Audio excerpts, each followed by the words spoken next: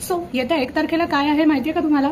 येत्या 1 तारखेला आहे वैशाख फुल मून, ज्याला आपण बुद्ध पौर्णिमा म्हणून सुद्धा ओळखतो. आध्यात्मिक दृष्ट्या हा वर्षभरातला खूप महत्वाचा असा कालावधी मानला जातो, ज्याच्यामध्ये जर आपण मेडिटेशनची प्रॅक्टिस केली किंवा प्युरिफिकेशन केलं तर त्याचं बेनिफिट आपल्याला खूप प्रमाणात मिळू शकतं. तर जितकं वैशाख पौर्णिमेच्या दिवशी मेडिटेट करणं महत्वाचं आहे, तितकंच त्या मेडिटेशनसाठी स्वतःला तयार करणं सुद्धा महत्वाचं आहे. त्या एनर्जीला ग्रहण करण्यासाठी स्वतःची तयारी करणं हे सुद्धा तितकंच महत्वाचं आहे. तर ती आपण कशी कशी करू शकतो, कोणत्या कोणत्या लेव्हल्सवर करू शकतो, हे आपण येत्या काही व्हिडिओजमधून बघणार आहोत. वैशाख पौर्णिमेच्या दिवशी जेव्हा आपण मेडिटेशन प्रॅक्टिस करू, त्या दिवशी असं मानलं जातं की गौतम बुद्धांकडून आणि हायर बीइंग्सकडून आपल्याला खूप प्रमाणात स्पिरिच्युअल ऊर्जा ही दिली जाते.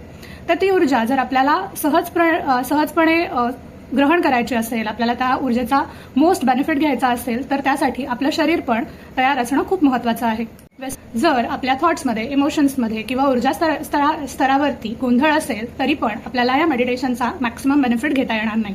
त्याच्यामुळे आपण यासाठी प्रिपरेशन सुद्धा करणार आहोत. त्यासाठी आपण स्वतःला फिजिकल लेव्हलवरती, एथिक लेव्हलवरती, इमोशनल, मेंटल आणि स्पिरिच्युअल लेव्हलवरती तयार करणार आहोत. ते कसं, हे पुढच्या काही स्लाइड्समधून आणि पुढच्या काही व्हिडिओजमधून आपण बघूया.